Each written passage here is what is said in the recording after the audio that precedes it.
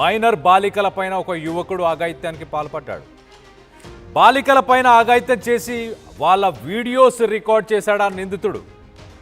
350కి పైగా అశ్లీల వీడియోలు తీసినట్లు గుర్తించారు. బాధితుల్లో ఎక్కువ మంది హిందూ బాలికలే అంట. నిందితుడు పరట్వాడాకు చెందిన మహమ్మద్ తన్వీర్గా గుర్తించారు. మహమ్మద్ తన్వీర్ ప్రస్తుతానికి పోలీసులు అరెస్ట్ చేసి 7 రోజుల రిమాండ్కు పంపించారు. ఇటు సోషల్ మీడియాలో ఫేక్ అకౌంట్స్ క్రియేట్ చేసి బాలికలతో తన్వీర్ పరిచయం చేసుకుంటాడు. దాని తర్వాత ప్రేమ పేరుతో నమ్మించి ముంబై, పూణే అలాంటి సిటీస్కి వాళ్ళని తీసుకొని వెళ్తాడు. హోటల్ రూమ్లో ఇటు బాలికలపై లైంగిక దాడికి పాల్పడడం, దాంతోపాటు వారి అశ్లీల వీడియోలు రికార్డ్ చేసి ఆ నిందితుడు తన్వీర్ ఆ విషయం ఎవరికైనా చెబితే సోషల్ మీడియాలో పెడతానని బెదిరింపులకు దిగుతాడు. కొంతమందితో బలవంతంగా ఇటు వ్యభిచారం కూడా చేయించినట్టు ఆరోపణలు వస్తున్నాయి. కొన్ని వీడియోలు ప్రస్తుతానికి ఆన్లైన్లో కూడా షేర్ చేసినట్టు పోలీసులు గుర్తించారు. నిందితుడి నుంచి మొబైల్ ఫోన్స్ అలాగే స్టోరేజ్ డివైజెస్ని స్వాధీనం చేసుకున్నారు. ఈ విషయం బయటికి రావడంతో ఇన్స్టాగ్రామ్లో ఆ వీడియోస్ని కూడా తొలగించారు. మొత్తం మీద 180 మంది మైనర్లు దీంట్లో ఉన్నారంటే ఎంత మ్యాసివ్ స్కామ్ అని చెప్పాలి. ఈ తన్వీర్ అనే వ్యక్తి ఎంఐఎం పార్టీకి ఇతనికి సంబంధాలు ఉన్నట్టు కూడా తెలుస్తుంది. దాదాపు 100 వీడియోలు, అశ్లీల వీడియోలు, మైనర్లకు సంబంధించిన వీడియోస్ని ప్రస్తుతానికి సోషల్ మీడియాలో రిలీజ్ చేశాడు. ఇది ఒక పక్క ప్లాన్ ప్రకారమే చేశాడా? కొంతమంది మైనర్లతో వ్యభిచారం కూడా చేయించినట్టు వార్తలు వస్తున్నాయి. స్థానిక బీజేపీ ఎంపీ ఈ విషయాలన్నీ బయటపెట్టాడు. ప్రస్తుతానికి ఒక పోక్సో కేసు నమోదైంది. ఈ మధ్యకాలంలో యువత ఏం చేస్తున్నారు? సోషల్ మీడియాలో ఎవరితో మాట్లాడుతున్నారు, ఎలాంటి వ్యక్తులతో మాట్లాడుతున్నారు, ఎవరిని ట్రస్ట్ చేస్తున్నారు? తల్లిదండ్రులు చెప్పే మాటలు యువత వినరు. సాధారణంగా టీనేజ్ పిల్లలు, ఆ టీనేజ్లో ఉన్న వయసులో ఉన్న అమ్మాయిలు కానీ అబ్బాయిలు కానీ తల్లి చెప్పిన మాటలు వాళ్ళకి చేదుగా అనిపిస్తాయి. కానీ ఒక ర్యాండమ్ స్ట్రేంజర్, సోషల్ మీడియాలో పరిచయమైన ఒక వ్యక్తి, గుర్తు తెలియని వ్యక్తి కొంత ప్రేమగా మాట్లాడి కొంత కన్విన్స్ చేసి వాళ్ళకి కొంత ఊరటనిస్తే చాలు ఈజీగా నమ్మేస్తున్నారు. అదే ఘటన ఇటు మహారాష్ట్రకు సంబంధించిన అమరావతిలో అదే ఘటన చోటు చేసుకుంది.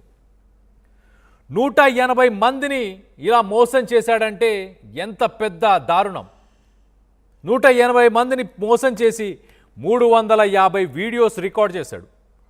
ఆ వీడియోస్ రికార్డ్ చేసి వాళ్ళని తర్వాత బ్లాక్మెయిల్ చేయడం, డబ్బుల కోసం బ్లాక్మెయిల్ చేయడం, వాళ్ళతో వ్యభిచారం చేయించడం, ఇలాంటి పనులు తన్వీర్ చేపించాడు. ఇదంతా జరుగుతున్న ఒక్కరు కూడా కంప్లైంట్ చేయలేదు.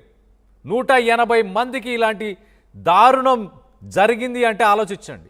భయపడ్డారు, తల్లిదండ్రులకు చెప్పడానికి భయపడ్డారు, ఇటు ఫ్రెండ్స్తో షేర్ చేసుకోవడానికి, పోలీసులని ఆశ్రయించడానికి భయపడ్డారు. ఇంతగా వాళ్ళని బ్లాక్మెయిల్ చేసి వాళ్ళని మానసికంగా హరాస్ చేశాడు తన్వీర్. దీని వెనక తన్వీర్ ఒక్కడే ఉన్నాడా? ఇంకెవరైనా ఉన్నారా? వీటన్నిటికీ సోషల్ మీడియానే కారణం. సోషల్ మీడియాలో పెట్టే పోస్టులు, సోషల్ మీడియాలో కనిపించేవన్నీ నిజాలు కావు అని యువత ఎప్పుడు గ్రహిస్తారో అప్పుడు ఇలాంటి దారుణాలు జరగడం ఆగిపోతాయి.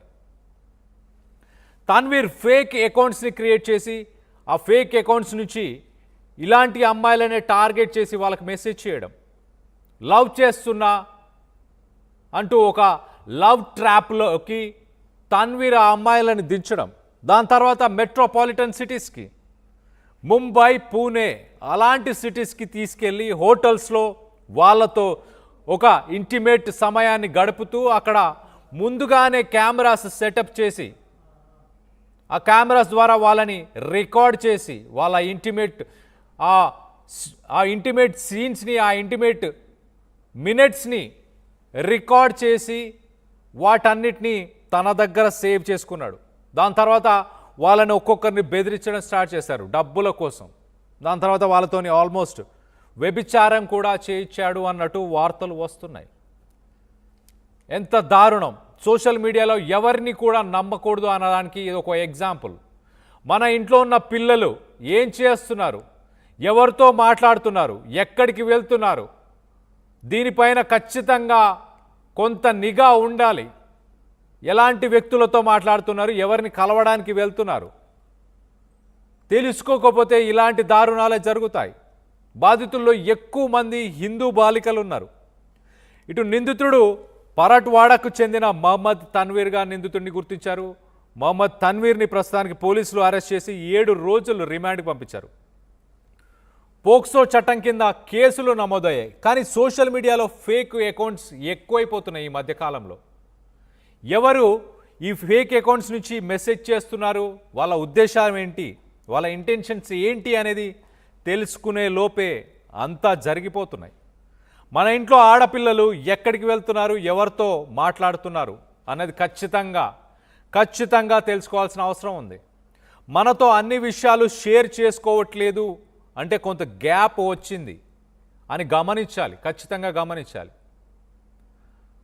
యువత తల్లిదండ్రులతో ఎంత టైం స్పెండ్ చేస్తున్నారు, ఇటు ఫోన్స్, ఇటు పేరెంట్స్ కూడా ఫోన్స్లో బిజీగా ఉంటున్నారు. యూట్యూబ్లో కానీ టీవీల్లో కానీ పేరెంట్స్ ఇటు ఒక లైఫ్ స్టైల్ని, ఒక మంచి లైఫ్ని పిల్లలకి ఇద్దామన్న ఉద్దేశంతో వాళ్ళు బిజీగా ఉండడంతో యువత ఇలాంటి చెడు మార్గాలు, ఇలాంటి చెడు సావాసాలు పడుతున్నారు.